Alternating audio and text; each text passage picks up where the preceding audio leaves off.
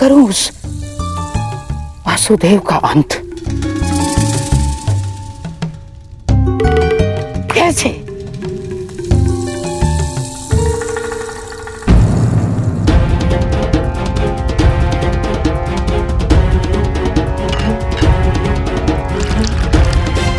गांधार नरेश, मदिरा।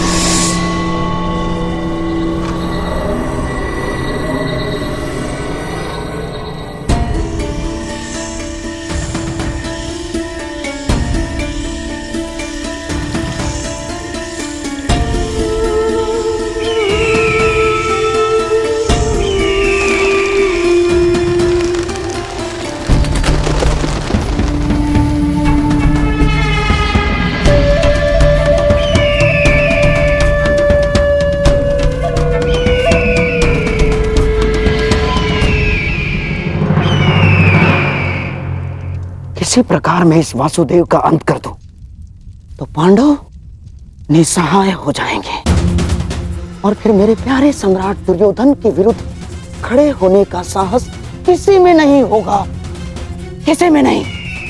हाँ?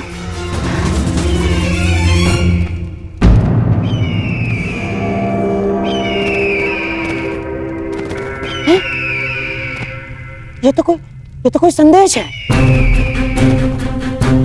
कौन भेज रहा है और किसे?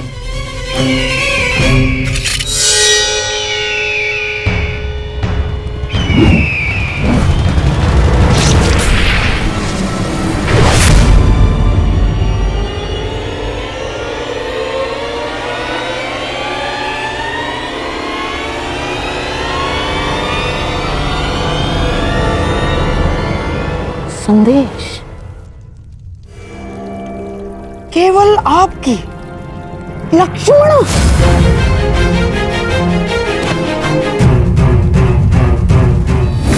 क्या है ये? क्या है ये? तुम्हें ज्ञात भी है तुम क्या करने जा रही थी? हैं? कृष्ण का पुत्र सांब और दुर्योधन की पुत्री लक्ष्मणा। असंभव है ये, असंभव है ये, तुम्हारा दोनों के साथ असंभव है। तुम्हें ज्ञात भी है इसका परिणाम क्या होगा बच्चे? हैं? ज्ञात है तुम्हें इसका परिणाम क्या होगा? महाविध्वंस हो जाएगा बच्चे, महाविध्वंस।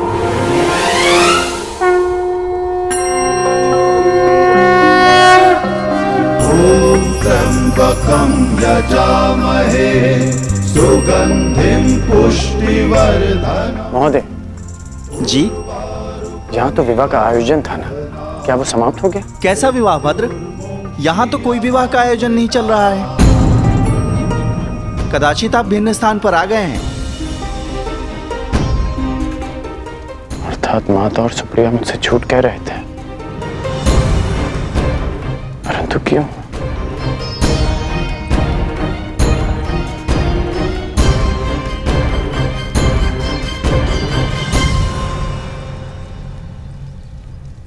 ये तो अनुच्छून का मित्र है।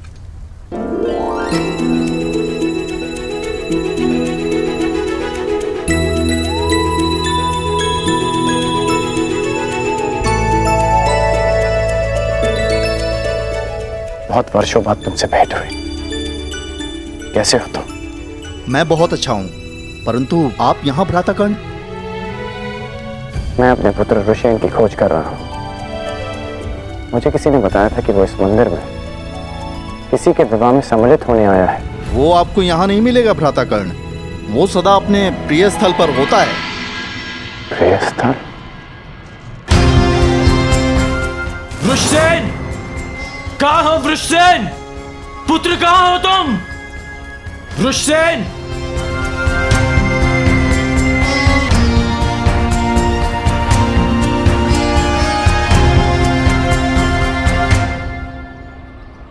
हमें क्षमा कर दीजिए महोदय, क्षमा कर दीजिए।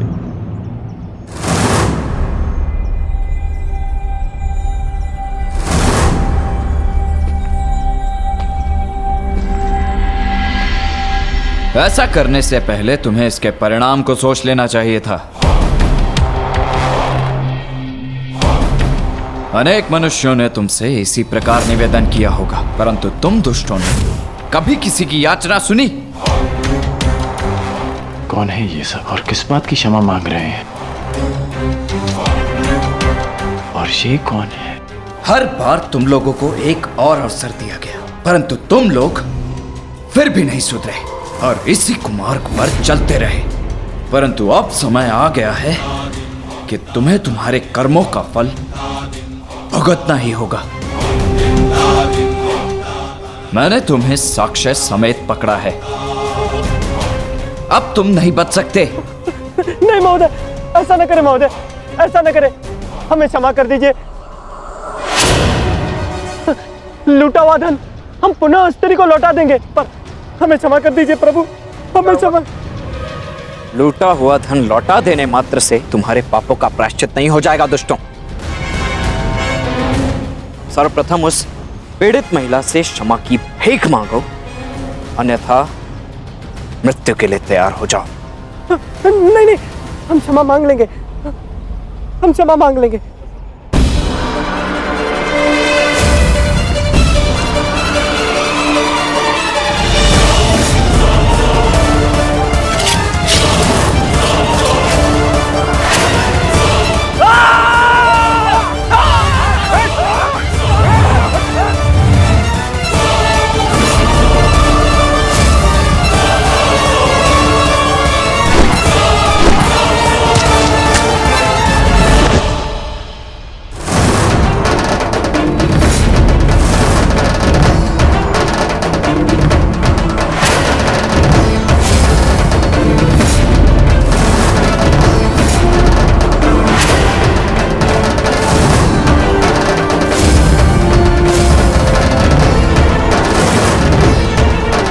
वृषसेन,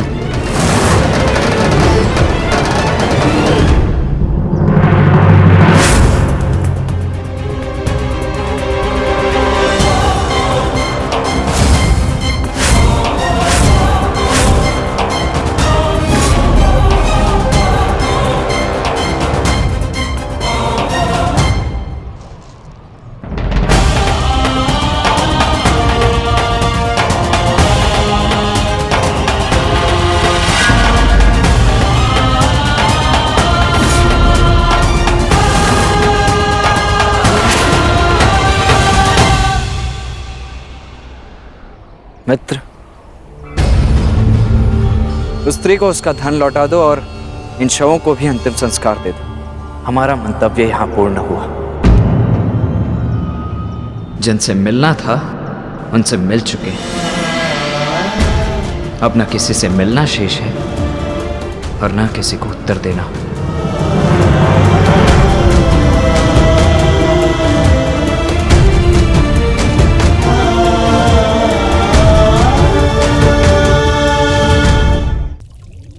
कब से चल रहा है ये प्रकरण और कब से अपने परिवार के साथ विश्वासघात कर रही हो तुम? अब इस बात से मुझे दुर्योधन को अवगत कराना पड़ेगा। अब वो ही तुम्हारे इस दुस्साहस का निर्णय लेगा। रो लो तुम। नहीं मामा श्री, रुक जाइए। रो लो तुम, रो लो। ऐसा ना करिए मामा श्री, कृपया करके पिताश्री को कुछ ना बताइए, हम आपसे विनती करते हैं।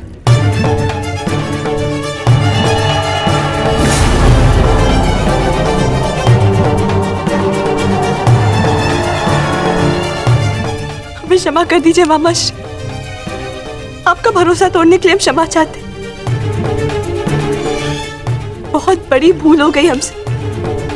भूल गई थी मैं कि मैं ऐसा संबंध जोड़ने का स्वप्न देख रही जो कभी जुड़ ही नहीं सकता। प्रेम ने मेरी विचार क्षमता नष्ट कर दी। हमें क्षमा कर दीजिए,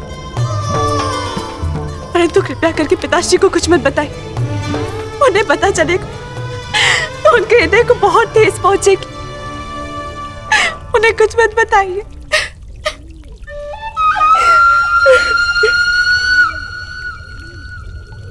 ए, अच्छी ना, तुम आओ आओ। क्या बैठो? रोना लक्ष्मणा, देखो, मुझे क्रोध तो आया था मुझे क्रोध, परंतु तुम्हारे अश्रुओं ने मुझसे कह दिया कि तुम सांब से अत्याधिक प्रेम करती हो। हाँ, ठीक है। अब मुझे ही कोई मार्ग ढूंढना पड़ेगा इससे बाहर निकलने का।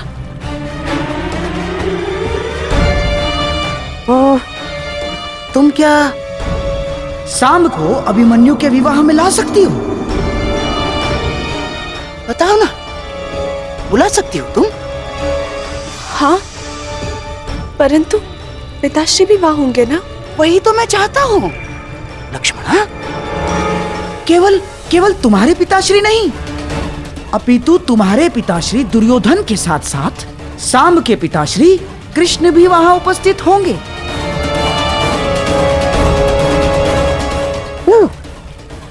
अर्थात तुम्हारे विवाह के विषय में कुछ प्रस्ताव उपस्थित करने के लिए दोनों के पिताश्री वहां होना आवश्यक है कि नहीं?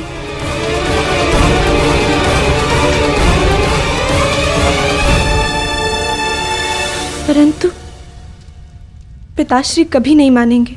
ना ना ना, तुम दुर्योधन की चिंता बिल्कुल मत करना, मैं उसे समझा दूंगा। सच? हाँ, अरे मैं अपनी लक्ष्मणा के लिए इतना भी नहीं कर सकता। तुम बस किसी भी परिस्थिति में सांब को वहां उस विवाह में ले आना, शेष सब मैं संभाल लूंगा। हाँ? धन्यवाद मामाश्री। सांब अवश्य आएंगे, हम अभी से संदेश भेजते। हाँ।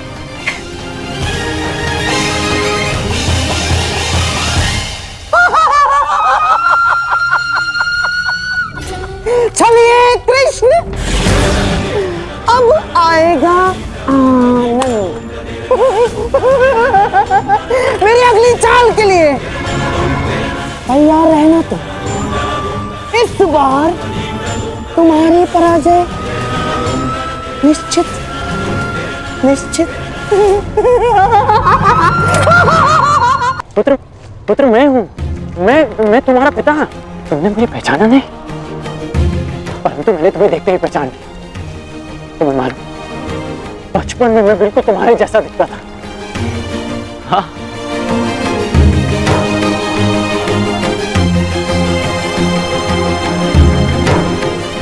वही मुख, वही शरीर, जैसे मेरा ही प्रतिबिंब हो।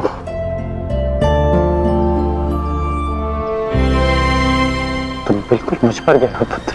मुझे ज्ञात है कि आप मेरे पिता हैं, परंतु इस पिता और पुत्र के संबंध का आपके लिए महत्व ही क्या है? मेरी बात सुनो पुत्र, इस बात का क्या तात्पर्य है पुत्र? यही कि सदा आपने अपने परिवार से अधिक महत्व अपने लक्ष्यों को दिया। आपके लिए वो महत्व नहीं रखते थे जिन्होंने आपसे प्रेम किया। आपके लिए वो महत्व रखते रहे जिन्होंने आप पर उपकार किया या जिन्हें आपने वचन दिया। परंतु मेरे लिए सबसे अधिक महत्वपूर्ण मेरा परिवार है, सबसे अधिक महत्व मेरे अपनों का है। मेरी बात सुनो पुत्र, मेरी बात सुनो। इतना रुष्ट हो अपने पिता से। जब मेरी आयु में पहुंचोगे तब जानोगे कि मनुष्य के लिए उसका कर्तव्य कितना महत्वपूर्ण होता है। मैं यहाँ केवल तुमसे मिलने आया हूं, अपना मुख मत फेरो मुझसे। इतने वर्षों पश्चात मैं तुमसे मिल रहा हूं और तुम्हें लगता है इस अवसर का कोई महत्व नहीं मेरे लिए? रुष्टसेन, क्या हो गया तुम्हें? तुम मेरी बात सुन क्यों नहीं रहे हो? मुझे तुमसे ये आशा नहीं थी।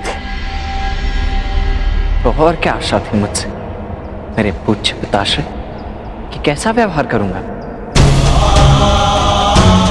वैसा ही व्यवहार करूंगा जैसा वो पुत्र करते हैं जिनके पिता उनसे वर्षों के पश्चात मिलते। आपका स्वागत करूंगा, आपको आलिंगनबद्ध करके अश्रु बहाऊंगा। आपने कभी सोचा है कि वर्षों के पश्चात जब आप अपने परिवार के पास लौटोगे तो सब आपकी व्याकुलता से प्रतीक्षा कर रहे होंगे? कदाचित शेष ने ऐसा किया हो, परंतु मैं भिन्न हूं। आपकी भांति मैं अपने परिवार को उनके हाल पर नहीं छोड़ सकता। मेरे लिए सबसे अधिक महत्व मेरे परिवार का है। मेरे लिए भी, परंतु मेरे लिए मेरा धर्म, मेरा कर्म, मेरा कर्तव्य भी उतना ही महत्वपूर्ण है।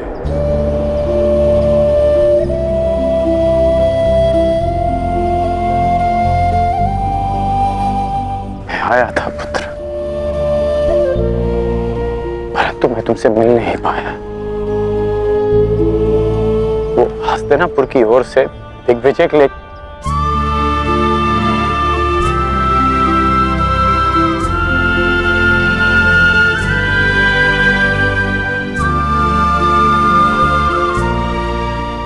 तुम ही बता,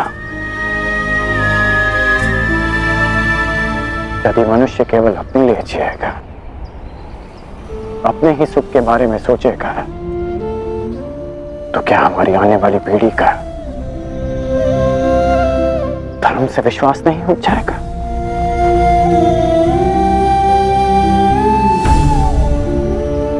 हमें समाज के उज्जवल भविष्य के बारे में सोचने का कोई अधिकार नहीं जब तक हम अपने पारिवारिक समस्याओं से ऊपर उठकर समाज के बारे में ना सोचें, समाज के लिए अपना धर्म पूर्ण ना करें। पुत्र, जीवन स्वार्थ नहीं, परमार्थ है।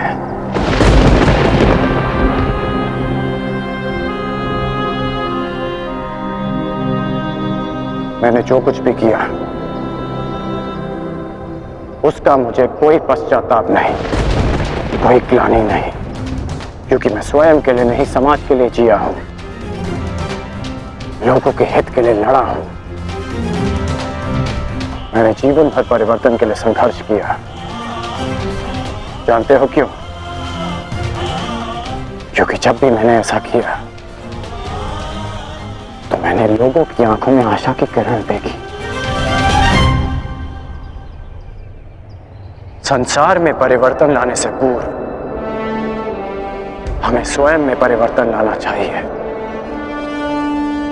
इसलिए मैंने ये सब किया पुत्र। और यदि मैं ऐसा नहीं करता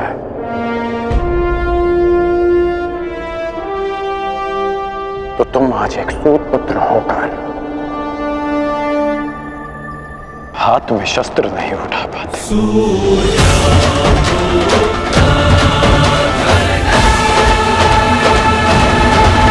बात करते तो एक पति धर्म भी होता है, एक पुत्र धर्म भी होता है। यदि कर्तव्य की बात करते हैं ना, तो अपने परिवार और पुत्र के लिए भी मनुष्य का कर्तव्य होता है। और यदि समाज की बात करते हैं तो ये मत भूलिए कि समाज परिवारों से मिलकर बनता है। आप जिसे परमार्थ कह रहे हैं वो आपका परम स्वार्थ है, और कदाचित मेरा स्वार्थ मेरा परमार्थ। आप अपना धर्म निभाइए और मैं अपने संबंध निभाता हूं।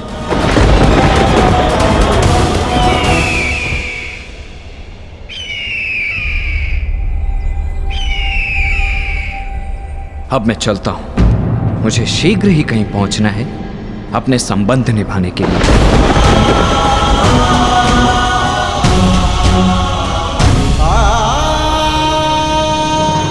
नहीं मामाश्री, मैं कह चुका हूं, लक्ष्मणा विराटनगर नहीं जाएगी, बस। अपनी शत्रुता के कारण अपनी बच्ची का मन तोड़ना कहाँ का न्याय है दुर्योधन? हमारी बच्ची लक्ष्मणा को हमारे साथ ले जाना उचित होगा दुर्योधन। अरे कदाचित आप भूल रहे हैं मामाश्री कि विराटनगर हमारा मित्र नहीं शत्रु राज्य है। कोई अनहोनी हो गई तो, युद्ध छिड़ गया तो। मैं कुछ नहीं भूला हूं दुर्योधन, परंतु समझो बात को, ये निमंत्रण युद्ध का नहीं, विवाह समारोह का निमंत्रण है। उस अभिमन्यु का विवाह समारोह है। और दुर्योधन, हमारी नई पीढ़ी का पहला विवाह है, उसमें हमारी बच्ची को ले जाना अनुचित नहीं है। अरे मामाश्री क्षमा कीजिए मुझे, परंतु यह मुझे स्वीकार नहीं है। मैं अपनी पुत्री को संकट में नहीं डालूंगा, बस। दुर्योधन देखो, ये मत भूलो कि ये आमंत्रण पांडवों की ओर से आया है, अर्थात पांडव शांति बनाए रखने के लिए कुछ भी कर सकते हैं, कुछ भी, जिससे किसी पर भी कोई भी संकट आए। मामाश्री बस, अब मुझे और कुछ नहीं सुनना है। ठीक है, जैसा तुम उचित समझो। रुकिए मामाश्री, क्या चल रहा है आपके मस्तिष्क में?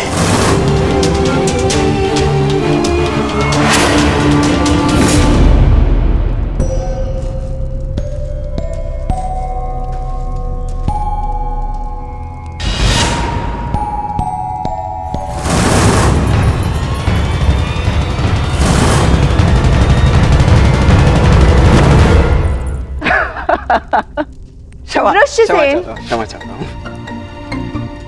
नहीं, मैं क्षमा चाहती हूँ तुम्हें इस प्रकार यहाँ बुलाने के लिए, परंतु बात ही कुछ ऐसी थी। वो, मैं एक विवाह में जा रही हूँ और मैं चाहती हूँ कि शाम भी वहाँ उपस्थित हो, और उसे केवल तुम ही वहाँ ला सकते हो, तो तुम्हारी बात अवश्य मानेंगे। अच्छा, तुम्हारे कहने का तात्पर्य है कि वो तुमसे अधिक मेरी बात मानेगा। वृषसेन, ये परिहास का समय नहीं है, मेरी जान पर लगी है। अब मैं स्वयं जाके तो उन्हें वहां से आने को नहीं बोल सकती ना, क्योंकि मैं जानती हूँ कि वो नहीं आएंगे, परंतु इस बार उनका वहां आना अति आवश्यक है। और तुम मेरे मित्र होके ऐसे उपहास कर रहे हो।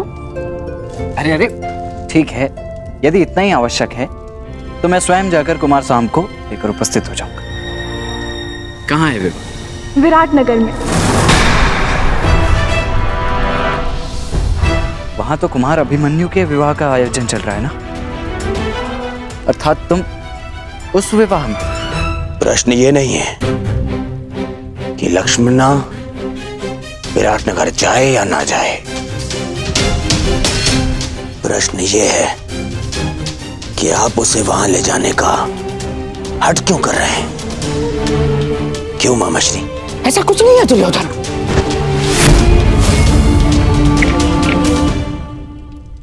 जितना मैं आपको जानता हूं मामाश्री, आप अकारण मेरा मन बदलने के लिए मुझे बातें नहीं करते हैं। कुछ तो योजना आपके अंतर मन में है मामाश्री।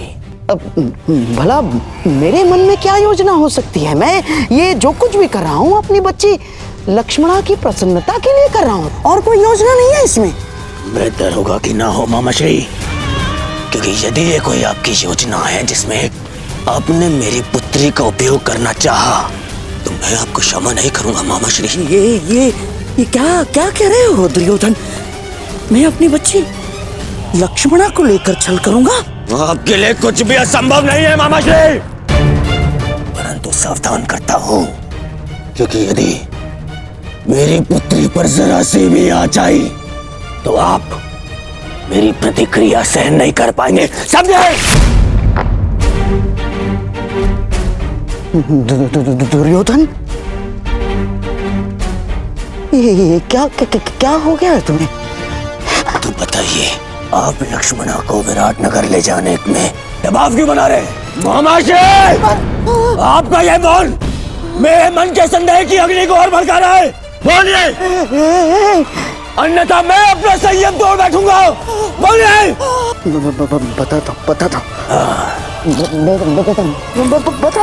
बताता हूँ। भूल जाओ लक्ष्मणा, ये संभव नहीं। तुम अपना ये संदेश किसी और के हाथों पहुंचा दो, मैं ये नहीं कर सकता। परंतु क्यों? लक्ष्मणा, वहां कौरव और पांडव सभी उपस्थित होंगे और मैं नहीं चाहता कि तुम्हारा सामना तुम्हारे पिता से हो, यही ना? ऋष्यसेन, मैं जानती हूँ कि तुम और सांब अपने पिता के समक्ष नहीं जाना चाहते, परंतु ये मेरे और सांब के जीवन का प्रश्न है। मित्र हो ना, सहायता नहीं करोगे? ऋष्यसेन, मैं तुमसे विनती करती हूँ, केवल एक बार उनसे बात तो करके देखो। वहां कुछ ऐसा होने वाला है जो हमारे जीवन को एक नई दिशा देगा। ठीक है, मैं उससे बात करने का प्रयास करूंगा, परंतु वो मानेगा या नहीं ये मैं नहीं कह सकता। तुम प्रयास तो करके देखो, सब ठीक होगा। मुझे अपने मित्र पे पूरा भरोसा है। लक्ष्मणा के विषय में क्या कहना है आपको? लक्ष्मणा के विषय में नहीं, लक्ष्मणा के विवाह के विषय में। लक्ष्मणा का विवाह? हाँ दुर्योधन, अब तुम मेरी बात ध्यान से सुनना दुर्योधन। अब मैं तुम्हें बताता हूं कि मेरे मस्तिष्क में क्या चल रहा है। हाँ।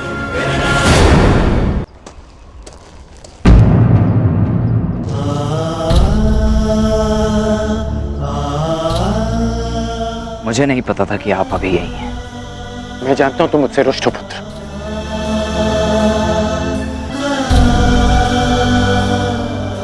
अब समझ में आ रहा है मुझे कि माता और सुप्रिया मुझे तुमसे मिलने से क्यों रोक रही थी।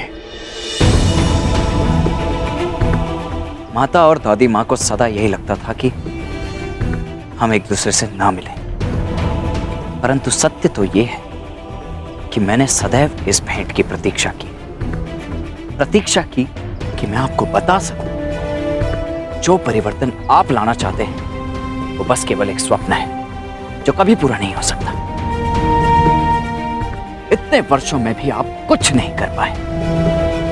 साधारण असहाय मनुष्यों पर आज भी अत्याचार होते हैं, उन पर अन्याय होता है और इस अन्याय को रोकने का एक ही उपाय है, अत्याचार और अत्याचारियों को जड़ से उखाड़कर फेंक दिया जाए। ये हल नहीं है पुत्र, ये हल नहीं है। अपनी अपनी सोच है। आप परिवर्तन में विश्वास रखते हैं और मैं परिणाम। आप कर्म पर विश्वास करते हैं और मैं फल पर। मैं वृक्ष से मिले फल पर विश्वास करता हूं।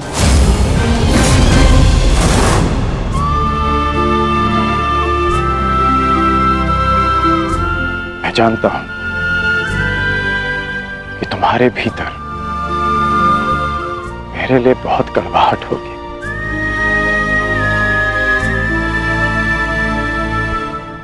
परंतु मुझे विश्वास है कि एक दिन तुम मेरा बलिदान अवश्य समझोगे। मैं उस समय की प्रतीक्षा करूंगा। वो समय आएगा पुत्र, वो समय आएगा। वो दिन कभी नहीं आएगा जब मैं आपके तर्कों से सहमत होऊंगा। आपने अपना मार्ग चुना और मैं अपने चुने मार्ग पर चलूंगा। आप कीजिए प्रतीक्षा परिवर्तन की, परंतु मैं परिणाम लाऊंगा और मैं अपने मार्ग में किसी को नहीं आने दूंगा, फिर चाहे मुझे उसके लिए किसी का भी सामना करना पड़े। और यदि आपका भी सामना करना पड़ा तो मुझे स्वीकार है।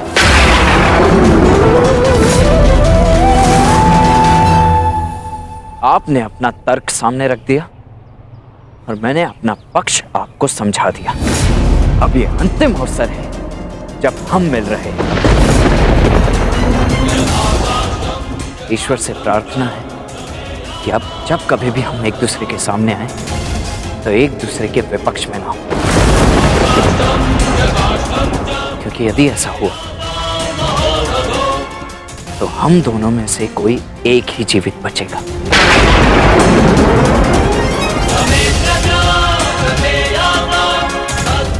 और दोनों ही पक्षों में हानि माता की ही होगी। रोना उन्हें ही पड़ेगा। इसलिए प्रार्थना है कि आगे से मेरे मार्ग में ना आए।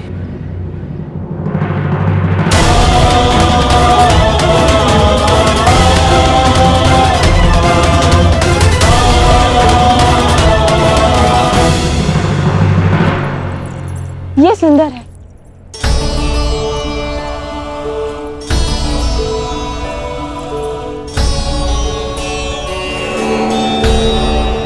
अति सुंदर पुत्री, वस्त्र चयन में बहुत ही प्रवीण हो गए हो लक्ष्मणा। एकांत। नहीं नहीं मामाश्री, प्रवीण तो आप हैं मनाने में। हैं? मुझे तो विश्वास ही नहीं हो रहा कि ये चमत्कार कैसे हुआ। पिताश्री को कैसे मनाया? विश्वास के कारण, क्योंकि शकुनी हमेशा अपने दिए वचन पूर्ण करता है। तुम्हें भी मुझ पर विश्वास करना सीखना होगा लक्ष्मणा। मुझे आप पर पूरा विश्वास है मामाश्री। तो क्या तुमने वो किया जो मैंने तुमसे करने को कहा था? क्या संभ विवाह में आएगा? जी मामाश्री, वो विवाह में अवश्य आएंगे। बहुत अच्छे बच्ची, जाओ अपने मधुर मिलन की तैयारियां करो, जाओ।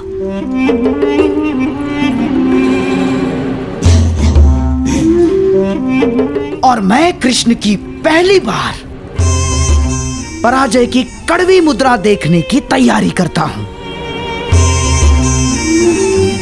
मैं नहीं जानता कि तुम भविष्य देख पा रहे हो या नहीं, परंतु मैं तुम्हें हारता हुआ अवश्य देख पा रहा हूं।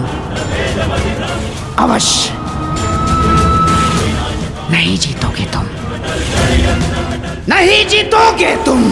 चलिए। समझ नहीं आता ऐसा क्या है इस मोरपंख में कि सब इसे देखते ही अपना शीश झुका देते हैं। क्यों इसे देखते ही सबके मन में भक्ति उमड़ पड़ती है। जाने दो मित्र, जिसके मन में जो भावना है उसे रहने ही दो।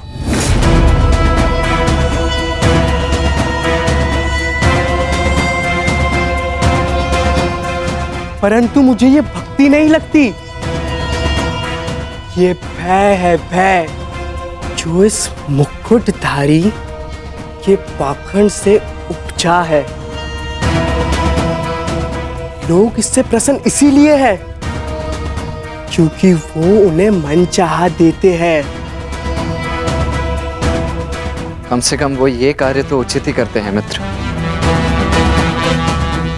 परायों को महत्व देते हैं, अपनों को नहीं।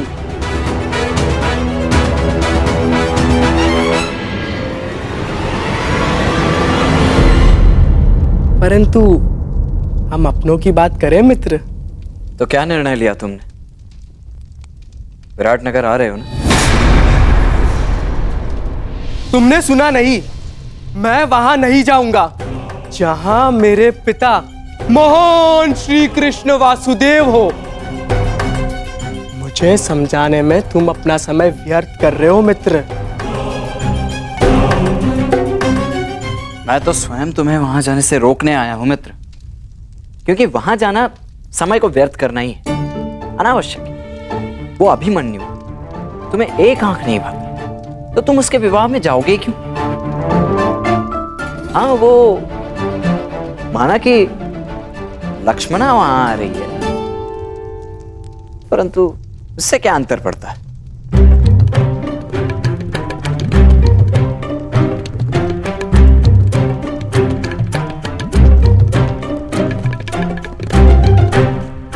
तू वहां आ रही है और वो चाहती है कि मैं भी वहां आऊं, है ना? और तुम मुझे वहां जाने से रोक रहे हो। मैं तो केवल अपने मुख पर आई मुस्कुराहट को रोक रहा हूं मित्र।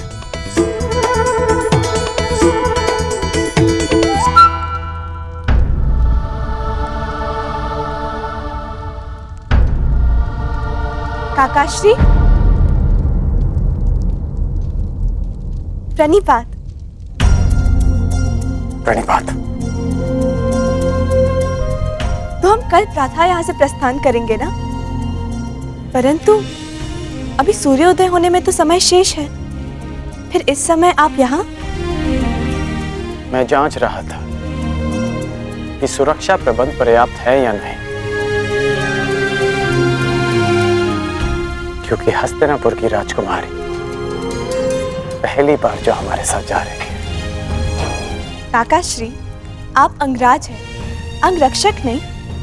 आपको ये सब करने की आवश्यकता नहीं। मैं ये सब इसलिए करता हूँ क्योंकि ये युवराज और आपकी सुरक्षा के लिए आवश्यक है। मेरे लिए मेरा वहां जाना आवश्यक नहीं है, परंतु किसी और के लिए मेरा वहां उपस्थित होना आवश्यक है। मेरी बात मानो मित्र, मत जाओ वहां, भूलो मत, तुम्हारे पिता भी उपस्थित होंगे वहां पर। तुम्हारी मंत्रणा उचित है मित्र, परंतु वहां लक्ष्मणा भी होगी और उसकी इच्छा है कि मैं भी वहां पहुंचूं। इस बार भी उनकी इच्छा नहीं थी कि मैं उनके साथ विराटनगर चलूं, क्योंकि उन्हें आपकी चिंता है। हर पिता के लिए अपनी पुत्री की रक्षा सबसे बड़ी प्राथमिकता होती है। देखो पुत्री, उनके वहां बहुत शत्रु हैं, इसलिए आपको वहां ले जाना सुरक्षित नहीं है। परंतु हम विवाह में जा रहे हैं ना काकाश्री, युद्ध करने तो नहीं। शत्रु शत्रु होता है, कब युद्ध छेड़ दे कोई नहीं जानता, और एक पिता का सबसे बड़ा कर्तव्य अपनी संतान की सुरक्षा होती है। मुझे कोई अंतर नहीं पड़ता कि मेरे पिता मेरे विषय में क्या सोच रहे हैं। तुम्हारा आग्रह डालने के लिए क्षमा चाहता हूं मित्र, परंतु मैं विराटनगर जाऊंगा लक्ष्मणा से मिलने के लिए, चाहे वहां कुछ भी हो।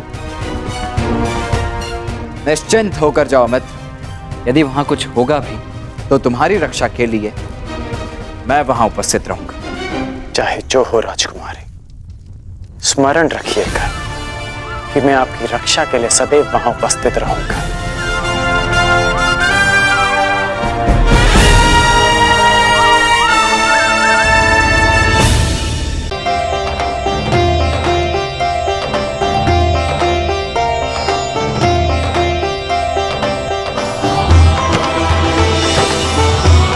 माते,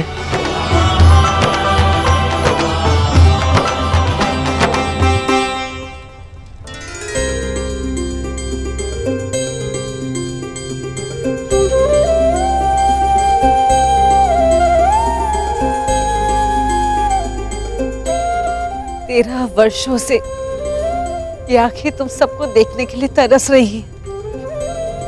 अच्छा, नेत्रप्त हो जाने दो।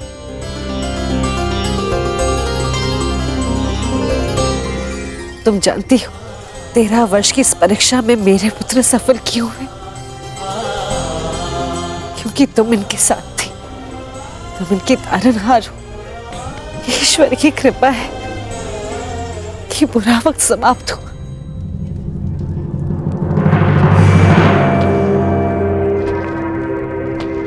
और किसी का बुरा समय प्रारंभ हुआ।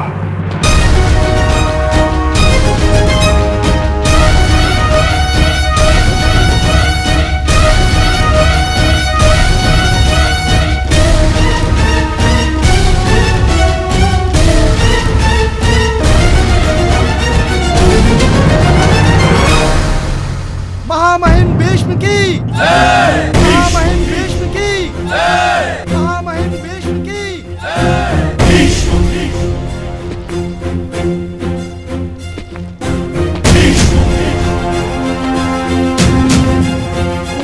आप यहाँ पधारे, हम धन्य हुए पितामह। प्रणिपात। आयुष्मान भव।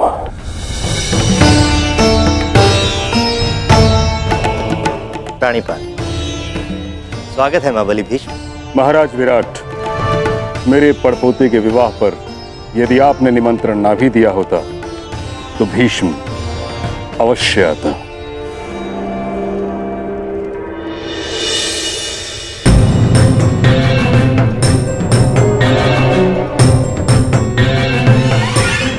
आइए महाबली भीष्म।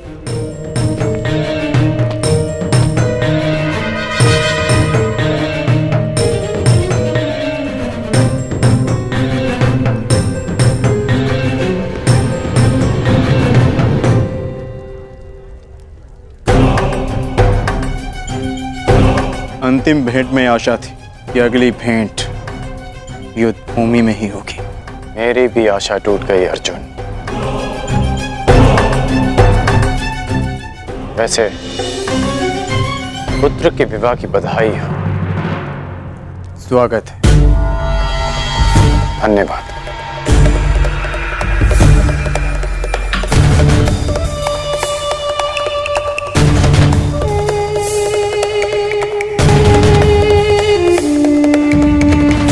प्रणिपात।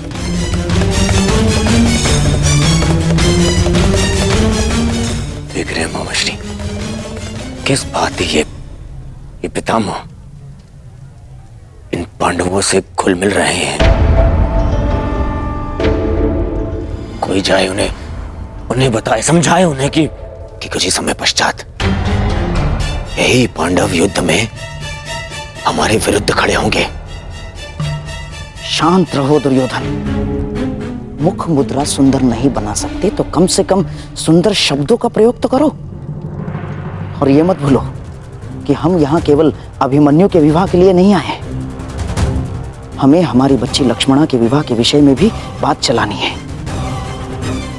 और एक कर्तव्यनिष्ठ पिता की भांति व्यवहार करना सीखो और ये बचपना छोड़ो।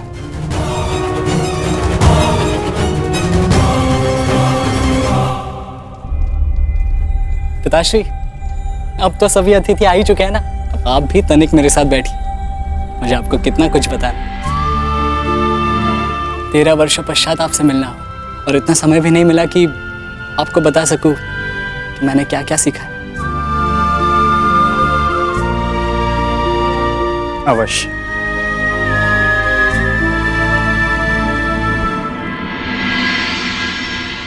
जिनसे मिलना था उनसे मिल चुके हैं। अब न किसी से मिलना शेष है और न किसी को उत्तर देना।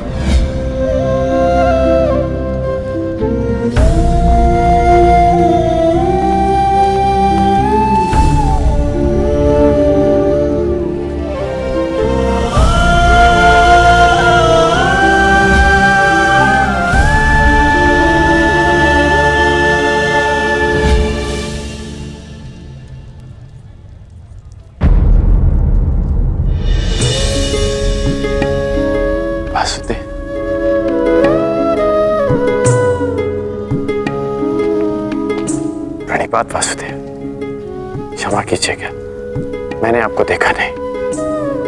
कोई बात नहीं अंगराज। मनुष्य का मन जब व्यथित होता है तो कई बार वो अपने आसपास की वस्तुओं को देख नहीं पाता।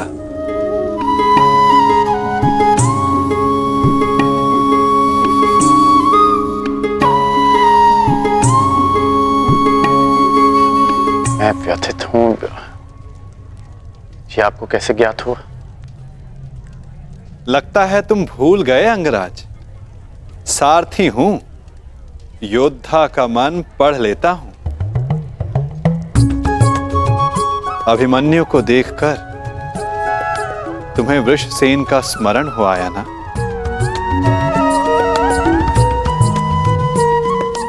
ना कहूंगा तो असत्य होगा। पिता पुत्र का संबंध बड़ा विचित्र होता है। दोनों जन्म से जुड़े होते हैं, साथ होते हैं, परंतु कई बार साथ आने में बड़ा समय लग जाता है। अपने संतान के उज्जवल और स्वतंत्र भविष्य के लिए एक पिता अपने पुत्र से दूर रहता है, परंतु उस दूरी को समाप्त करने में उसे ही वर्षों लग जाते हैं। परंतु मुझे तो भय है कि कहीं अधिक विलंब ना हो जाए। ये तो समय ही बताएगा अंगराज।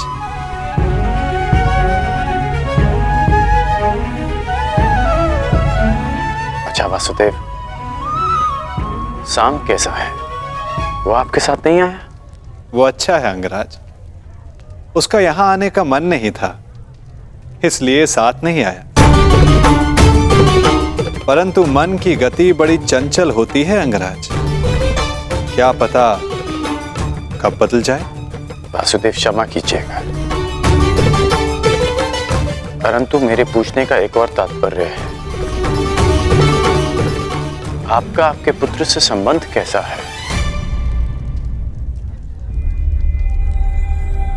मैंने कहा ना अंगराज, पिता पुत्र का संबंध बड़ा विचित्र होता है। मेरी दशा तुमसे भिन्न नहीं है और मैं भी प्रारब्ध नहीं बदल सकता।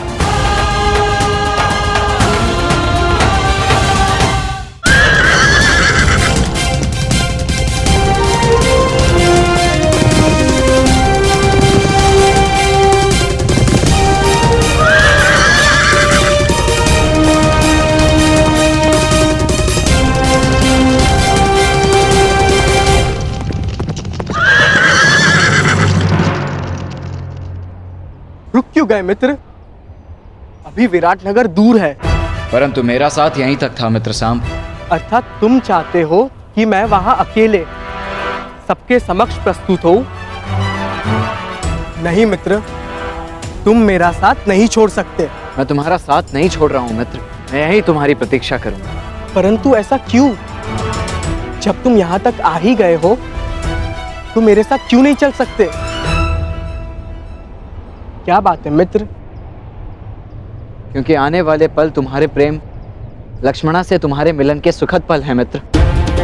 मैं उसे बिगाड़ना नहीं चाहता। परंतु ऐसा क्यों होगा? तुम भला कोई बाधा क्यों डालोगे? क्योंकि कौरव वहां आए तो मेरे पिता भी अवश्य आए होंगे। मेरे पिता भी वहां है, हमें उन्हें अनदेखा करना है। कुछ बातें अनदेखी नहीं की जा सकती मित्र। मैं उनसे अंतिम भेंट करके आया हूं।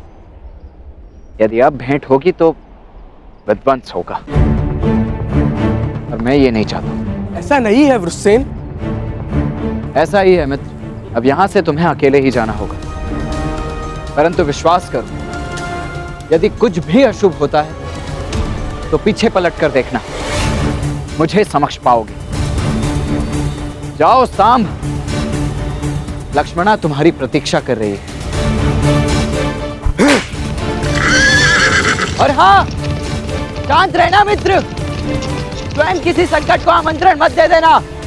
प्रयास करना कोई समस्या उत्पन्न ना हो जाए। मैं समस्या उत्पन्न करने नहीं मित्र, समस्या का अंत करने जा रहा हूँ और एक नए जीवन का प्रारंभ।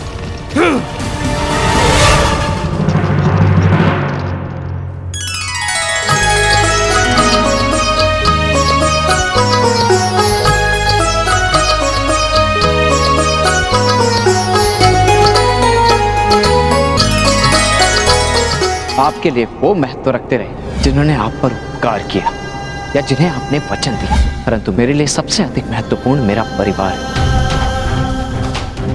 आपने कभी सोचा है कि वर्षों के पश्चात जब आप अपने परिवार के पास लौटोगे तो सब आपकी व्याकुलता से प्रतीक्षा कर रहे हैं, परंतु मैं भिन्न हूं। आपकी भांति मैं अपने परिवार को उनके हाल पर नहीं छोड़ सकता।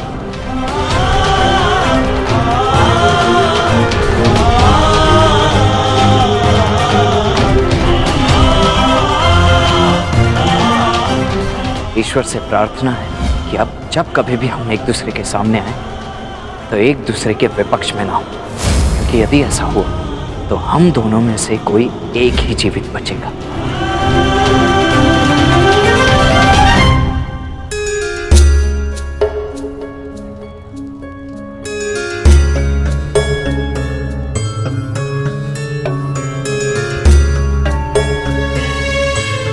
तुम्हारे मन की व्याकुलता मैं समझ सकता हूँ लक्ष्मणा, परंतु किसी की प्रतीक्षा में द्वार पर इतनी देर भी दृष्टि नहीं रखनी चाहिए कि सबकी दृष्टि तुम पर पड़ जाए। अवश्य कोई महान नीति का ज्ञान अपनी नातिन को दे रहे होंगे गांधार नरेश।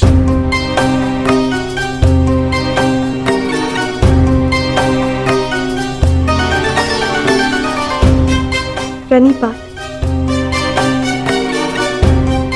तुम्हारी मनोकामना पूर्ण हो पुत्री। प्रणिपात करने का एक लाभ ये होता है कि आशीर्वाद स्वतः मिल जाता है ना गांधार नरेश? वैसे ये बताइए, आपको उत्सव का प्रबंध कैसा लगा? अति उत्तम वासुदेव, आप ही की कृपा है बस। मेरी कृपा?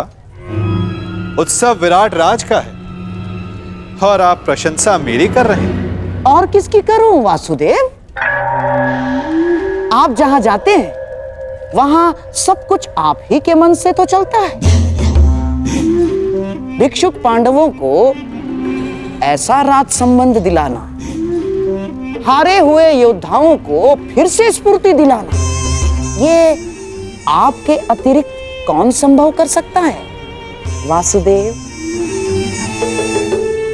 भला आप ही बताइए, कौन सोच सकता है कि जो कौरव विराट नगर की ईंट से ईंट बजा देने का स्वप्न लिए बैठे थे, वो विराट नगर का आतिथ्य स्वीकार करेंगे? ये योजना बना पाना, उसे सफल करना आप ही के तो बस में है वासुदेव। इसीलिए आप प्रशंसा के पात्र हैं।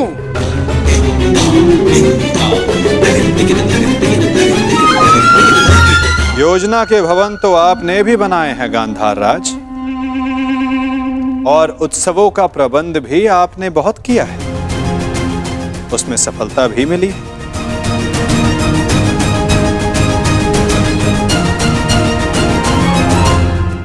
योजना के भवन तो आपने भी बनाए हैं गांधार राज, वो बात और है कि उसके लिए आपको प्रशंसा नहीं मिली। परंतु एक बात के लिए मैं आपकी प्रशंसा अवश्य करूंगा कि हस्तिनापुर के इतने महान दिग्गजों को यहां लाना कोई सरल कार्य नहीं है। युवराज दुर्योधन, महामहिम भीष्म जैसे दृढ़ पुरुषों को यहां लाना बड़ा कठिन कार्य है, जिसे आपने बड़ी सरलता से पूर्ण कर दिया। हस्तिनापुर को आप विराट नगर ले ही आए गांधार नरेश, भले ही उसके पीछे आपका कोई व्यक्तिगत कारण अवश्य रहा हो। मेरा क्या कारण होगा वासुदेव? क्या कारण होगा मेरा ना?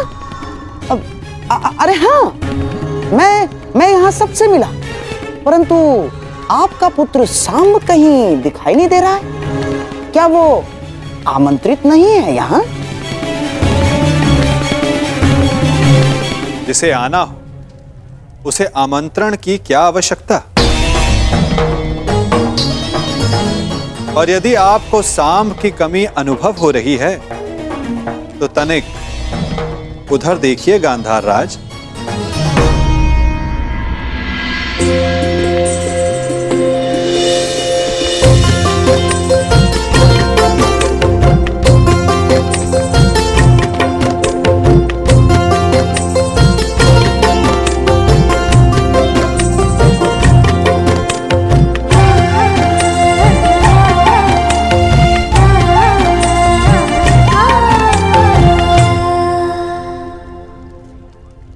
जिसके लिए आप बड़ी व्याकुलता से पूछ रहे थे, या ये कहूं बड़ी व्याकुलता से प्रतीक्षा कर रहे थे। प्रतीक्षा तो करूंगा ना वासुदेव। जब सारी अगली पीढ़ी यहाँ प्रस्तुत है तो आपके पुत्र सांब से भी मिलने का मन हो आया। और विराट नगर के लिए हस्तिनापुर से जो भेंट आई है उसका आनंद अधिक लोग उठा सके उतना अच्छा है? और आशा है कि मेरी भेंट सबको आनंदित ही करेगी वासुदेव।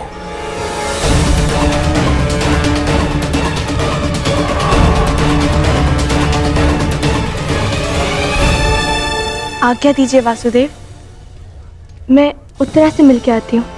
जाओ।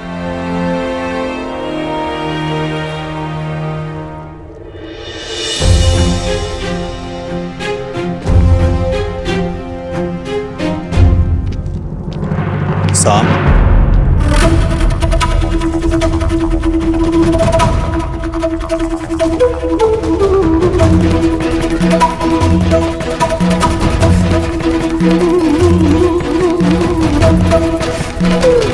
तुम वहां जहां मैं हूं?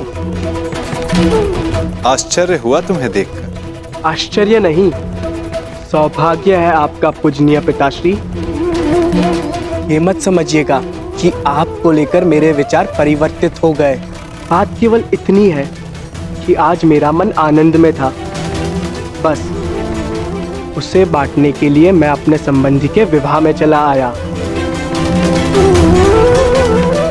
तुम उनमें से नहीं हो साम जो केवल अपने मन के आनंद के लिए कुछ कर जाए। यदि तुम यहां आए हो तो अवश्य कोई छिपे हुए मंतव्य के साथ आए हो। पुत्र हो मेरे, इसे मेरी मंत्रणा समझो या चेतावनी, परंतु कुछ भी ऐसा मत करना जो अनिष्टकारी हो। वैसे पूरा भारतवर्ष एक महायुद्ध के ज्वालामुखी के मुख पर बैठा हुआ है। उस युद्ध को प्रारंभ करने का कलंक अपने सर पर मत ले लेना।